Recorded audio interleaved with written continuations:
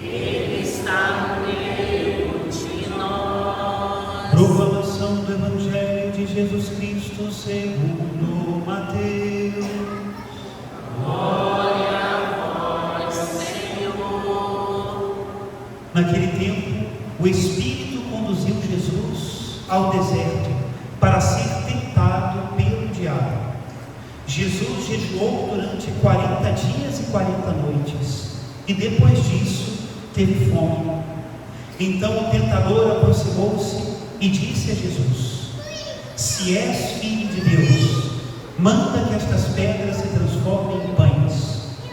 Mas Jesus respondeu: está escrito, não só de pão vive o homem, mas de toda palavra que sai da boca de Deus.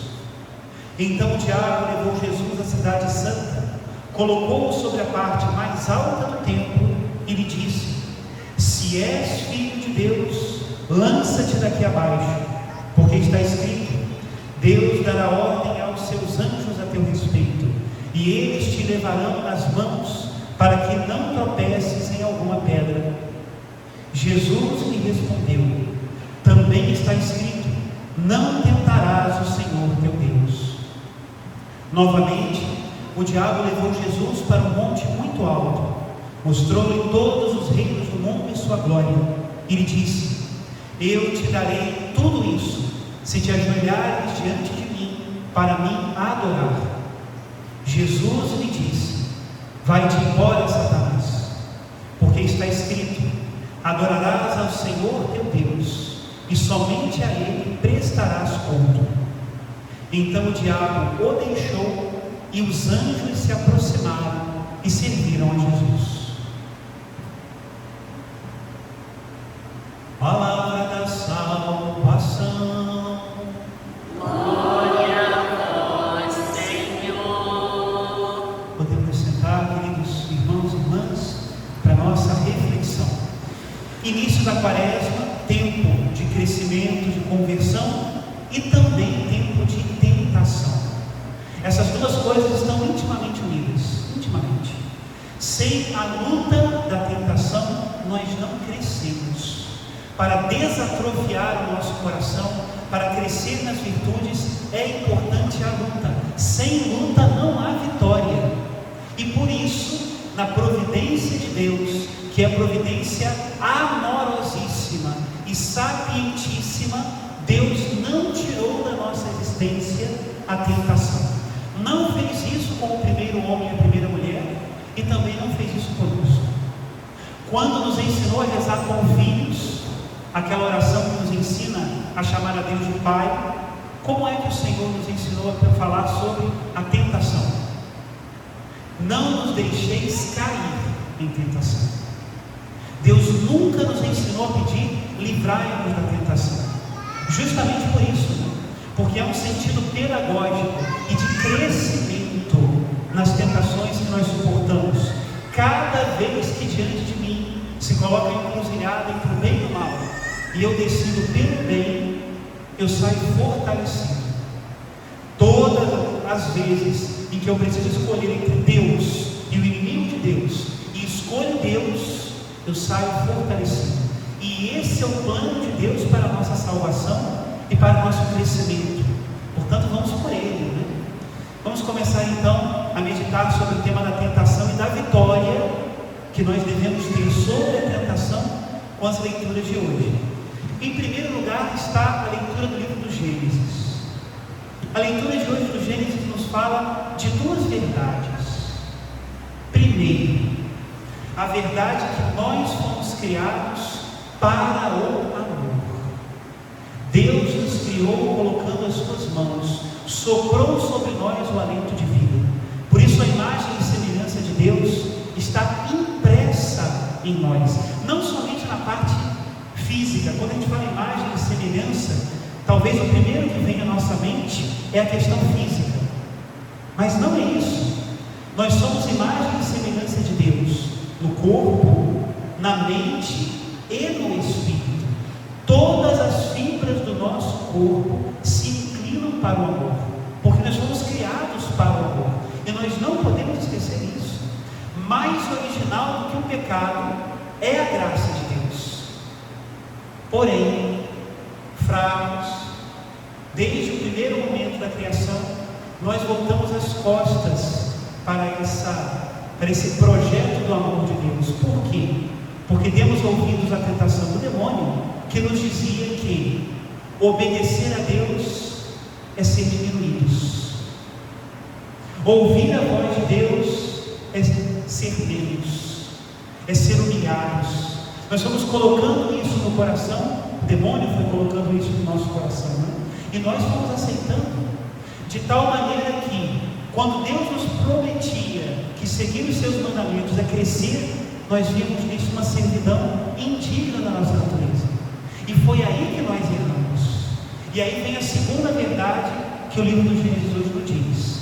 Apesar da nossa natureza ter sido criada para o amor, depois do pecado, depois que nós voluntariamente viramos as costas para o projeto de Deus, nós nos tornamos mais frágeis. O demônio tem que nos tentar para nos tirar do caminho do bem, porque a nossa natureza procura o bem. Só que como nós somos fracos, ele nem precisa fazer muita força. E cada vez que nós decidimos pelo mal, e cada vez que nós nos colocamos contra os mandamentos de Deus, mais fragilizados nós ficamos. A nossa natureza nunca chegou a ser totalmente corrompida, de jeito nenhum, mas ela é frágil. Pois bem, sendo assim frágil a nossa natureza, Deus, que nos ama e não nos abandona, imediatamente depois do pecado, já virou o jogo e nos prometeu a salvação. Não somente nos prometeu a salvação para nós voltarmos à situação de Adão e Eva, mas nos prometeu a salvação para nós irmos além, sermos filhos e filhas de Deus por adoção em Cristo Jesus. São Paulo diz isso na segunda leitura de hoje. Se por um só homem entrou o pecado e a morte, muito mais por um só homem nós reinaremos na justiça. E esse é Jesus Cristo, nosso Senhor. Santo Agostinho, e nós cantamos isso na vigília pascal, chegava a dizer: feliz culpa que nos alcançou tão grande Salvador. Pelo pecado nós perdemos a graça de Deus, mas o resgate de Deus foi tão mais forte que, uma vez resgatados, nós somos superiores a Adão e Eva, porque Deus nos elevou ao patamar de sermos co-herdeiros com Cristo. Isso é muito interessante, né? A palavra de Deus diz que Jesus Cristo senta-se à direita de Deus, no trono de Deus, né? Mas sabe o que a palavra de Deus diz em relação a nós? Que nós nos sentaremos com Cristo no seu trono. Essa é a nossa herança. É para isso que Deus nos chama, né? E para que isso aconteça, nós temos que lutar contra a tentação. Não sei se vocês prestaram atenção, mas o evangelho de hoje parece que começa como um filme de terror, o diabo, não sei o quê, mas tem um final feliz o evangelho, porque termina dizendo: e os anjos se aproximaram e serviram a Jesus. Esse é o final feliz, quando nós valentemente, com as armas que Deus nos deu, lutamos contra a tentação e alcançamos a herança prometida dos filhos e filhas de Deus. Jesus Cristo no Evangelho nos dá as armas para nós vencermos, né? A palavra de Deus, a oração e o jejum. Essas três coisas precisam nos acompanhar na quaresma, senão nós não vamos entrar verdadeiramente no combate. Enquanto nós estivermos nessa ideologia hoje tão forte, né, de entretenimento a qualquer custo, nós não vamos entrar no caminho da quaresma. Já prestaram atenção que hoje o que nós não admitimos é ficar entediados? Eu sempre tenho que estar escutando alguma coisa, eu sempre tenho que estar vendo algum vídeo, eu sempre tenho que estar ouvindo, eu sempre tenho que estar vendo um streaming, né, um filme, ou seja, eu não consigo mais ficar em paz. Eu não sei mais o que é o tédio.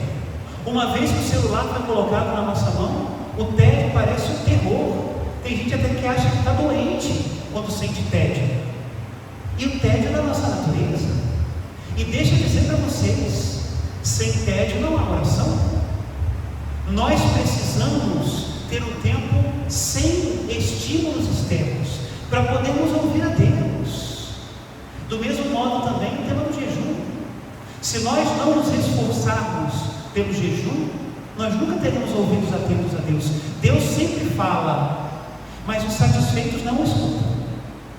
Nós precisamos aprender a dizer não, muitas vezes, a alguns prazeres, para nós podermos ouvir a Deus com mais clareza.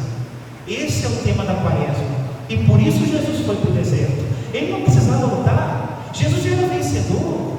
O que fez Jesus descer ao ringue, ao campo de batalha, para fazer 40 dias de jejum e oração?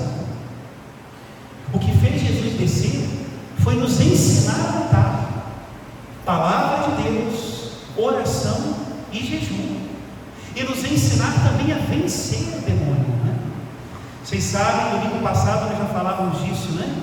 Nem era quaresma, era domingo no tempo comum, e Jesus já tinha dito no Evangelho: seja o vosso sim, sim, e o vosso não, não, e tudo que for além disso vem do maligno.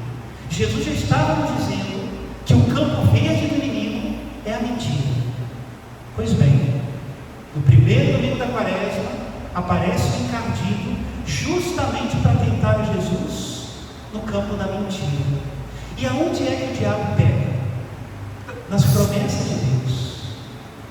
No batismo veio uma voz do céu que disse: tu és o meu filho amado, em quem eu pus todo o meu bem querer.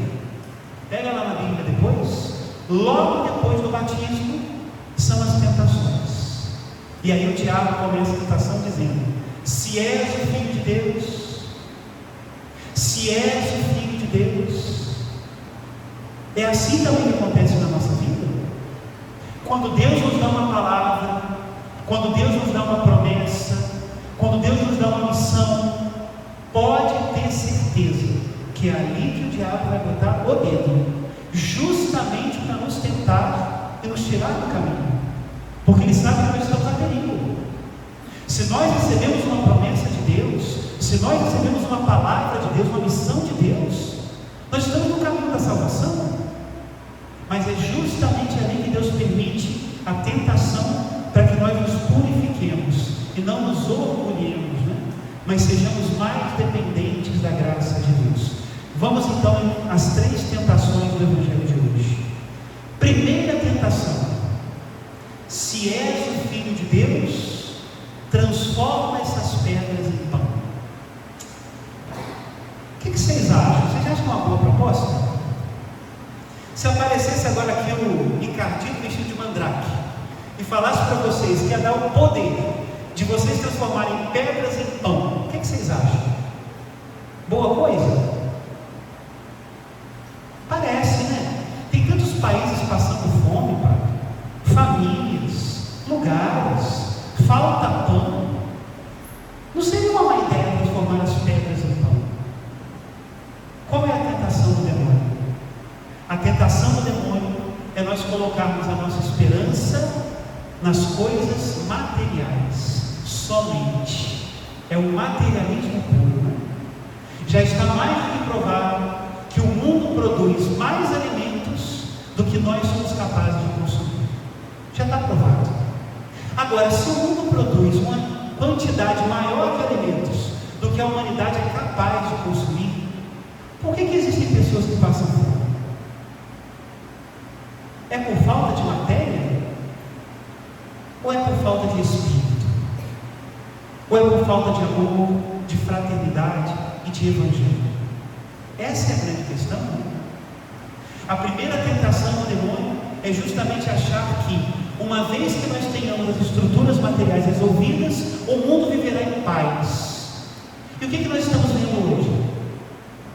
Se gastasse o que se gasta na produção de armas, com a paz do mundo, com o bem das pessoas, com a igualdade, com a fraternidade, o mundo já teria se resolvido há muito tempo. Por que se gasta tanto com foguetes, mísseis, bombas, ogivas? porque falta espírito, falta o Evangelho. Às vezes nós vemos isso até mesmo nas nossas famílias. Os pais às vezes se preocupam tanto em dar tudo de material para os seus filhos. Não tem nada de errado com isso, mas nem sempre o resultado é positivo. Às vezes sobra ingratidão, traição, mentira. Santa Teresa de Ávila dizia que mais trabalho dá o dinheiro que sobra do que aquele que falta. E muitas vezes a gente vê isso. Os famosos casos das heranças malditas, né? Que por causa da matéria, irmão se volta contra irmão, e ódios que às vezes duram a vida inteira. Fujamos da primeira tentação. Não se resolve tudo com a matéria. Matéria é importante, mas não só de pão vive o homem, mas de toda a palavra que sai da boca de Deus. Segunda tentação é quando o diabo bota a batina. Você já viu o diabo de batina? Padre de batina já viu, né? Pois é. O diabo às vezes se traveste de pregador, de religioso, né? Pega Jesus, coloca na cidade santa de Jerusalém, leva ele no ponto mais alto do templo e cita para ele o Salmo 90. Quem aqui é devoto do Salmo 90? Salmo 91, né? Pois é esse que o diabo cita.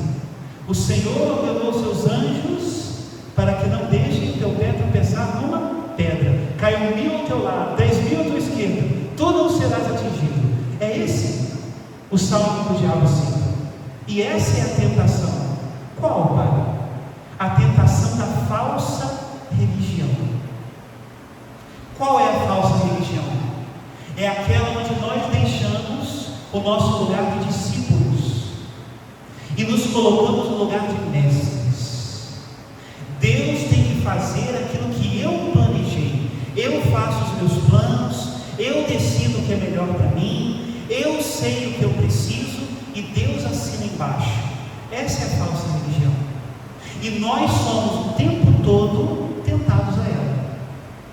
Aquela ideia mágica de que nós podemos torcer a vontade de Deus. Se eu acendo tantas velas, se eu faço tantas orações, se eu faço tantos propósitos, se eu faço tantos jejuns, Deus tem que fazer o que eu quero. Essa é a falsa religião. Meu irmão, minha irmã, Jesus vence a tentação dizendo, né? Não tentarás o Senhor teu Deus. Se nós estamos na provação, no momento de dificuldade, na luta, o que nós precisamos fazer é sentar aos pés do Mestre e ouvir a palavra. Pega o texto, reza. Não para você conseguir uma graça, que também é bom, mas para você ouvir a voz de Deus. Lembra da rainha Esther no Antigo Testamento? Quando ela se encontrou num aperto e parecia impossível, ela rezou e jejuou para ouvir a voz de Deus, para saber a direção do Senhor, para fechar a boca do leão, como ela diz na sua oração. Pois bem, nós precisamos fazer isso se quisermos vencer a tentação do demônio. Enquanto nós acharmos que somos nós que temos que torcer o sendero, torcer o caminho, então nós não entendemos ainda o que é uma verdadeira religião, que é a religião dos discípulos. E por último, termino a reflexão com a terceira tentação do deserto, que é a tentação do poder. Nessa hora o diabo faz a máscara cair, né? É engraçado que a gente pode ter uma ideia de que quando o diabo mostra a careta, a gente já não cai mais na dele, né? Mentira pura. Às vezes, justamente quando ele mostra a careta, é quando nós ficamos mais atraídos. A terceira tentação hoje poderia ser chamada de os fins justificam os meios. Não seria uma boa ideia que Jesus fosse o presidente dos Estados Unidos, por exemplo, ou da Rússia, ou da China, que Jesus fosse o Senhor do mundo? Não seria melhor que ele tivesse exércitos, dinheiro, tecnologia? Será que não seria por aí que o reino de Deus se implantaria no mundo? Não seria bom, Pai, ter uma pessoa como Jesus no mando civil do mundo? Pois é, a finalidade parece boa, né? Só que para nós não importa só o fim, tem que ser ser bom o começo, o meio e o fim. Nós não somos aqueles que dizem que os fins justificam os meios. E eu fico muito preocupado quando eu vejo na internet canais que se dedicam, por exemplo, a divulgar a doutrina do príncipe de Maquiavel, que fala justamente esta frase: pessoas que acham o máximo fazer qualquer coisa, desde que seus objetivos sejam atendidos. Aprendem linguagem corporal, manipulação mental, aprendem mil maneiras de mentir para conseguir as suas finalidades. Isso não é cristão. Todas as vezes em que eu faço um compromisso com o pecado, mesmo que seja para um fim, entre aspas, nobre, eu estou adorando o demônio. Todas as vezes que eu faço uma concessão para o mal, eu estou me alinhando ao mal, mesmo que a finalidade pareça boa. E quando é que eu adoro a Deus? Adorarás o Senhor teu Deus, e só a Ele servirás. Quando eu digo, se esse atalho é um atalho contra a verdade e a justiça, eu não o tomo. Se é para fraudar o resultado desse exame, eu não aceito. Se é para comprar esse juiz, eu não quero. Ah, mas aquela pessoa merecia ser punida. Mas se não é punida pelos meios legais, eu não quero. Ou nós rejeitamos os atalhos, ou o nosso companheiro é um capeta. Nós precisamos amar a Deus e fazer a sua vontade, mesmo que nesse amor a Deus e na sua vontade, aquelas finalidades boas se transformem mais difíceis. Contemos com a ajuda de Deus. Nunca nos apoiemos nas promessas do Ricardinho. Essa é a terceira tentação. Pensamos então a Jesus que nos livre, não é?